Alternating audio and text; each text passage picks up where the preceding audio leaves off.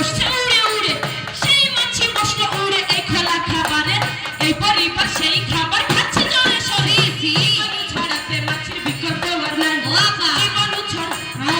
এই যে ওই যে খোলা জায়গায় পায়খানাতে মশা মাছি বসতেছে, সেই মাছি বসে উড়ে যে আবার বসতেছে খাবারের পরে। তো ও তো খাবার খাওয়া আছে না, গু খাওয়া আছে, গু। ও এটা কি ঠিক? একদম ঠিক না তো। এটাই সত্যি। আমরা বাড়িতে ছোট বাচ্চাদের যদি পায়খানা লাগে, মায়েদের হাতে কাজ থাকলে বলি তোরা যা পায়খানা কর, আমি একটু পরে পরিষ্কার করে দিচ্ছি, বলে না? বলে যে বাচ্চাটা উঠানে বসে এভাবে পায়খানা করতে শুরু করলো,